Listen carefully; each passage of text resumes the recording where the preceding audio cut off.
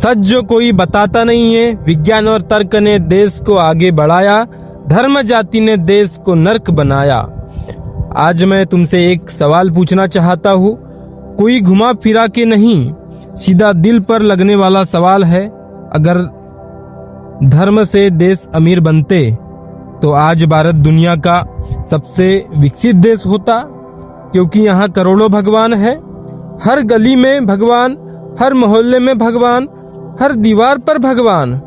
सुबह भगवान, शाम भगवान, टीवी खोलो तो भगवान, मोबाइल खोलो तो भगवान। तो फिर सवाल यह है, इतने भगवानों के होते हुए भी आज किसान कर्ज में क्यों है, या बेरोजगार क्यों है, शिक्षा महंगी क्यों है, इलाज लूट क्यों बन गया है? सोचो जरा, ईमानदारी से सोचो, रियलिटी क्या है? रियलिटी बहुत कड़वी है, लेकिन सच यह है, जो देश विज्ञान, रिसर्च और तर्क पर चले वो आगे निकल गए, और जो देश धर्म, जाति और नफरत में उलझे रहे पीछे छूट गए। ये कोई राय नहीं है, ये डेटा और इतिहास है।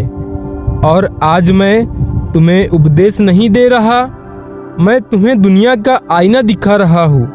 विकसित देशों का एक फॉर्मूला, कम भाषण ज्यादा प्रयोग। अब जरा अपने आसपास देखो, यहाँ लोग बाबा बन रहे हैं, बच्चे बाबा बाबा खेल रहे हैं, माता पिता गर्व से कहते हैं मेरा बेटा बाबा बनेगा। और उधर देखो, America, Germany, Japan, south Korea, वहाँ कोई नेता ये नहीं पूछता तुम किस धर्म के हो, तुम किस जाति के हो। वहाँ सिर्फ एक सवाल होता है, तुम क्या बना सकते हो, तुम कौन सी समस्या हल कर सकते हो। इसीलिए वहाँ साइंटिस्ट सुपरस्टार होते हैं, और हमारे यहाँ धर्म के ठेकेदार, बाबा, प्रवचनबाज, जो धर्म के नाम पर करोड़ों का बिजनेस खड़ा कर लेते हैं। सत्ता, पैसा और धर्म का खेल। यहाँ सच्चाई यह है, किसी को सत्ता में बने रहना है, किसी को बिजनेस करना है। देश आगे बढ़े या पीछे जाए किसी को फर्क नहीं पड़ता। बस जनता को धर्म में उलझाए रखो, जाति में बांटे रखो, आपस में लड़ाते रहो, क्योंकि जो इंसान सवाल पूछने लगे वो शासन के लिए खतरनाक हो जाता है। इसलिए सवाल नहीं, भावना बेची जाती है। याद है जापान, याद है पूरा देश जल गया था, शहर खत्म, लाखों लोग मारे गए थे। अब सोचो, अगर जापान भारत जैसी सोच रखता तो क्या होता? यह भगवान की मर्जी थी, भगवान का पिछले जन्म का पाप है, अब पूजा करवाओ। लेकिन जापान ने क्या कहा, हमसे गलती हुई है, अब विज्ञान से सुधार करेंगे। उन्होंने भगवान से माफी नहीं मांगी, उन्होंने इंजीनियर बुलाए। आज नतीजा क्या है? Bullet train, robot, technology, discipline. Japan ने भगवान से नहीं पूछा, इंसान की बुद्धि से पूछा।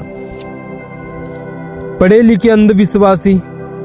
अब जरा अपने देश को ही देख लो, डॉक्टर, इंजीनियर, प्रोफेसर, हाथ में काला धागा, पैर में काला धागा, कहीं नजर न लग जाए। इतने पढ़े लिखे लोग, और सोच आज भी वही जो 100 साल पुरानी थी। फिर बोलते हैं देश आगे क्यों नहीं बढ़ रहा है। जब दिमाग खुला ही नहीं तो देश कहां से आगे बढ़ेगा? इतिहास उठाकर देख लो, लड़कियों की पढ़ाई बंद, विज्ञान हरास, सिर्फ धर्म का शोर, नतीजा भूखमरी, युद्ध, गरीबी। और हमारे यहाँ माता पिता बच्चों को बाबा बनाने की ट्रेनिंग दे रहे हैं। क्यों? यहाँ बाबा सेलिब्रिटी से बड़ा है।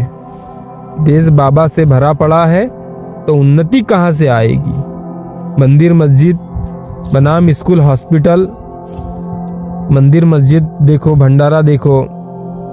आज लेकिन स्कूल हॉस्पिटल, रिसर्च, इनसे किसी को कोई फर्क नहीं पड़ता।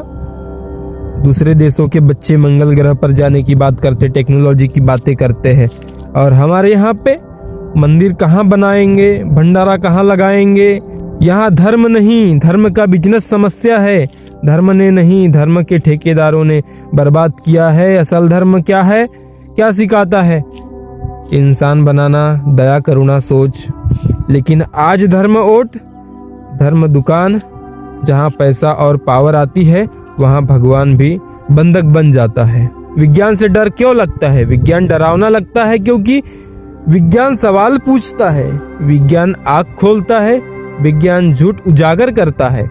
इसलिए अंधविश्वास को विज्ञान से डर लगता है, ढोंग को तर्क से डर लगता है, और जहाँ डर होता है वहाँ विकास मर जाता है। अंतिम सवाल, तुम क्या चुनोगे?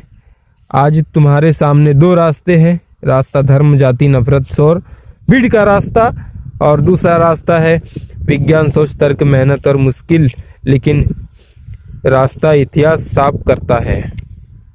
भीड़ हमेशा चलती है, बदलाव हमेशा चुपचाप काम करता है। अगर ये बात दिल को लगी हो तो इस पर सोचना, क्योंकि देश भगवान से नहीं बुद्धि से चलता है।